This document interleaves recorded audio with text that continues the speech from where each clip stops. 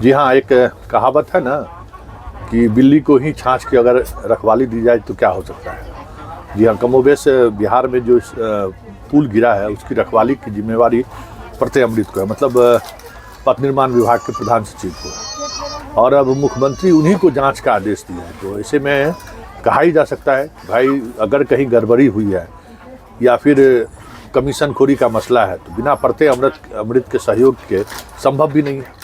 और प्रत्यय अमृत इस मसले पर कह सकते हैं कि चर्चा में रहे भी है कि जो कुछ भी इस तरह की घटनाएं घटती हैं उसमें प्रत्यय अमृत की भूमिका न हो, ये हो ही नहीं सकता है।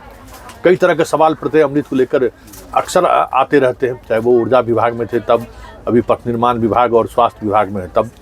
मतलब बिहार की ब्यूरोक्रेसी में अगर सबसे ज़्यादा प्राइम पोस्टिंग पे अगर कोई रहे तो वो प्रत्यय अमृत रहे, और सिर्फ काम ही उसका वजह नहीं है, और भी कई वजह हैं।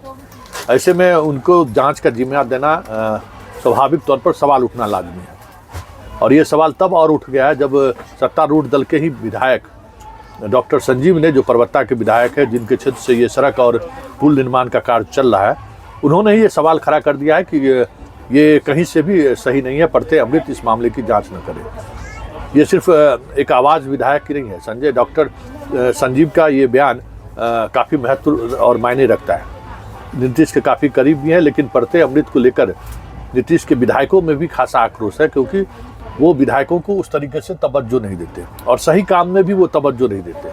कई बार इसको लेकर विवाद भी हो चुका है। देखिए, इस सवाल के बाद विपक्ष को एक मौका और मिल गया है कि प्रत्यय अमृत के खिलाफ गोलबंदी करे, लेकिन प्रत्यय अमृत एक ऐसे अधिकारी हैं जिनका पक्ष और विपक्ष से कोई मतलब नहीं है। विपक्ष में जो बीजेपी के बहुत सारे ऐसे लोग हैं जिनसे उनका व्यक्तिगत रिश्ता दिल्ली से लेकर पटना तक है। अब देखना यह है कि इस मामले की जांच का आदेश मुख्यमंत्री ने जरूर दिया है, लेकिन इस आदेश का मतलब क्या है ये सबकी कुछ समझने की जरूरत है। जरा सुनिए डॉक्टर संजीव क्या कह रहे हैं। देखिए, ये जो घटना घटी उसमें तो जिम्मेदार मैं तो कह रहा हूँ कि वैसे पदाधिकारी जिम्मेदार हैं जिनको जानकारी थी इसकी। मैं खुद बोला था उनको, मैं प्रधान सचिव को बोला था कि भाई आपकी जिम्मेदारी है ये, आप देखिए इसको।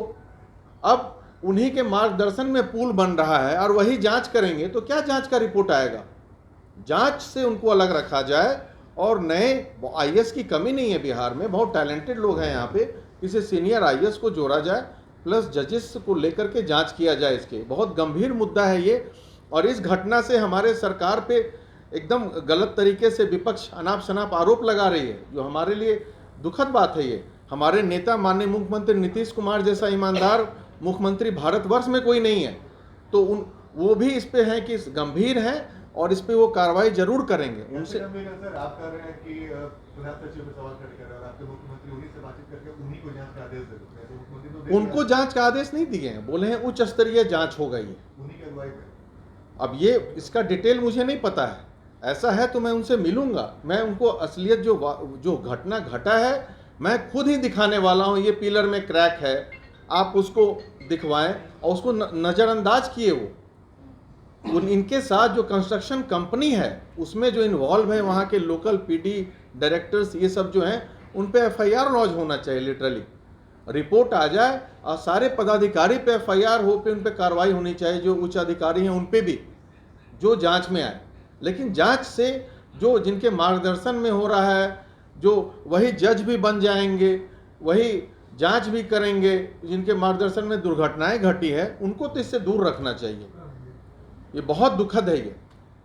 अब डिजाइन में सर फॉल्ट बताया जा रहा है, जब फॉल्ट ही था डिजाइन में तो इतने करोड़ रुपए क्यों लगा दिए? अच्छा बताइए, मेरा आप सुने होंगे विधानसभा में, मैं उस वक्त खुद बोला था कि डिज़ाइन में इसका फॉल्ट है या स्ट्रक्चर में फॉल्ट है, दोनों वर्ड का मैं इस्तेमाल किया था। तो उस वक्त तो आपने कुछ नहीं किया।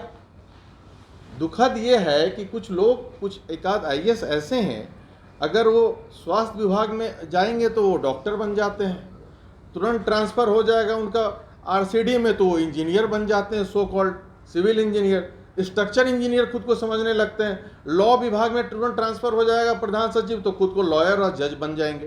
भाई क्या दुर्भाग्यपूर्ण स्थिति है ये। आपको क्या लगता है इसमें भ्रष्टाचार की भी बू आ रही है?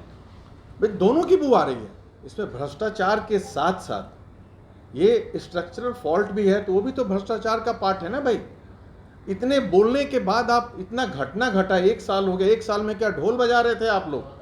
क्यों नहीं कोई कार्रवाई की है ये? संजीव जी, आप वहीं के विधायक, एक सेकंड, आप देखिए, हमारे विधानसभा अंतर्गत कल जो ये दुर्घटना घटी है वो हमारे विधानसभा के अंदर आता है। भगवानी सुल्तानगंज पुल का जो हमारे तरफ एरिया जो पार्ट था परबत्ता विधानसभा के अंतर्गत, वो बुरी तरह ध्वस्त हो गया। आप कैसे गंगा में समा गया और 10 सेकंड होते होते लगभग 400 मीटर का सुपर स्ट्रक्चर इंक्लूडिंग पिलर्स टूट करके सब अंदर समा गया। तो ये बहुत बड़ी दुर्घटना है, इसलिए मैं प्रेस कॉन्फ्रेंस आज आयोजित किया, क्योंकि इतने जगह से मुझे फ़ोन आ रहा था, अलग अलग सब मिलने के लिए कह रहे थे मीडिया के, तो पॉसिबल नहीं हो पाता। मैं बोला कि एक ही साथ सबसे बातचीत कर लें ताकि जो भी इससे रिलेटेड क्वेश्चंस है सबका मैं जवाब दे दूं, इसलिए ये मैं बोला कि आप घर पे ही आ जाएं। तो देखिए, ये इसके लिए मैं माननीय मुख्यमंत्री नीतीश कुमार जी को बहुत बहुत धन्यवाद देता हूं। घटना के तुरंत बाद वो उच्च स्तरीय जांच के लिए कहा है उन्होंने, और दोषियों पे कार्रवाई करने की बात कही है, इसके लिए मैं उनको धन्यवाद देता हूं। लेकिन बात यहाँ ये है, ये जो घटना घटी इसका अंदेशा मुझे पहले से था। आज से जो बजट सेशन चल रहा था हमारा, तो मैं इस बात क्वेश्चन भी लाया। 13 मार्च को 15 को तो क्वेश्चन आ गया था हमारा पटल पे, सौभाग्य से। तो माननीय उप मुख्यमंत्री तेजस्वी यादव जी से मैं सारी बातों को कहा कि स्ट्रक्चर में मुझे लगता है फॉल्ट है, इसको अच्छे से रेक्टिफाई किया जाए, देखा जाए, नहीं तो दुर्घटना घट सकती है और जान माल का भी नुकसान हो सकता है। उस वक्त इनसे माननीय उप मुख्यमंत्री ने आश्वस्त किया कि नहीं, एकदम निश्चिंत रहें, जांच होगा, दोषियों पे कार्रवाई होगी। लेकिन पिछला जो पुल गिरा था पिछले साल, उसका अभी तक उसका जांच रिपोर्ट नहीं आया था उस वक्त तक। तो उस पर भी मैं सवाल खड़ा किया कि ऐसा कौन सा जांच हो रहा है, ये तो सब्सटेंशियल जांच है, टेक्निकल इशू है। उसमें आईआईटी का उन्होंने बताया कि आईआईटी का टीम लगा है, रुड़की का है, एनआईटी का है। फिर मैं प्रत्यय अमृत जी से बात किया, पर्सनली जा करके उनको फ़ोटो दिखाया, जो अभी पिलर क्रैक जो गिरा है उसी पिलर का 10-11 नंबर का मैं उनको फ़ोटो दिखाया था। देखिए, इसमें क्रैक है। वहाँ के इंजीनियर्स जो हमारे नोन थे बताए कि क्वालिटी ऑफ वर्क अच्छा नहीं हो रहा है, क्वालिटी से कॉम्प्रोमाइज़ किया जा रहा है, इसकी गिर फिर टूट जाएगा। तो वो बोले कि नहीं, मैं इसको डिसमेंटल करवा दूंगा, ये करवाऊंगा। लेकिन एज सच वो कुछ डिसमेंटल हुआ नहीं, वो वाला पार्ट, कुछ दूसरा डिसमेंटल का उन्होंने वीडियो भी मुझे दिखाया।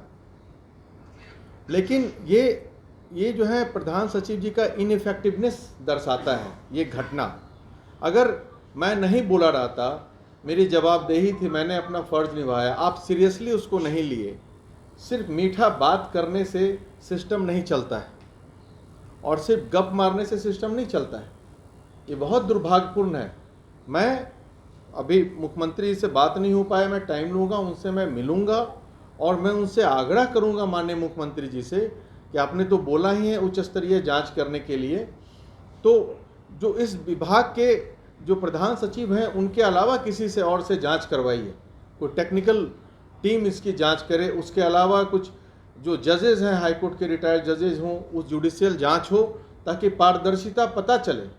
इसका तो यही मतलब हो जाएगा जैसे अनाउंस हो गया कि नया पुल बनेगा वहाँ पे, ठीक है, नया पुल बनेगा, इसका मतलब हो गया कि आप किसी को गोली मारे, 307 का अटेम्प्ट टू मर्डर केस हुआ, वो आदमी स्वस्थ हो गया फिर से, तो जो स्वस्थ हो गया तो भाई वो अब केस थोड़ी हट जाता है, कार्रवाई भी तो होनी चाहिए इस पर।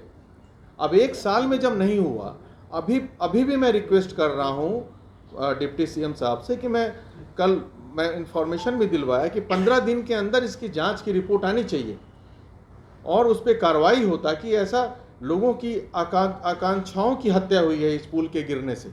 हमारे यहाँ इस पुल का टाइम दिया गया था 5 साल बनने का, और एसपी सिंगला आज 8 साल हो गया उसका निर्माणाधीन है पुल, और घटनाएं पे घटना हो रही है। 24 लोगों की वहाँ मौतें हो चुकी है, हत्या कह सकते हैं आप, पुल में गिरने से, एक्सीडेंट से, और गरीब लोगों को मुआवजा भी नहीं दिया जाता है और वो मैनेज कर लेते हैं पुलिस को भी वहाँ लोकल लेवल पे। संजीव जी, ये जो कल घटना से गिर गया है, लोग सही बात सही जानकारी नहीं मिल पाती। दिक्कत क्या है कि अधिकारी जो हैं, देखिए सिस्टम जो है लोकतंत्र में जो अधिकारी हैं वही उन पब्लिक सर्वेंट है, लेकिन वो पब्लिक सर्वेंट समझ के कुछ अधिकारी काम नहीं करते हैं, पब्लिक का मालिक समझ के काम करते हैं। इसी के लिए घटनाएं दुर्घटनाएं होती हैं। और जो माननीय मंत्री हैं उनको तो आदेश देना काम है, काम तो एग्जीक्यूटिंग बॉडी तो हमारे आईएएस होते हैं, चाहे इंजीनियर होते हैं, ये सबको काम करना है। तो इसमें तो जो भी है कल्प्रिट वो बचेंगे नहीं, ये आप निश्चिंत रहें।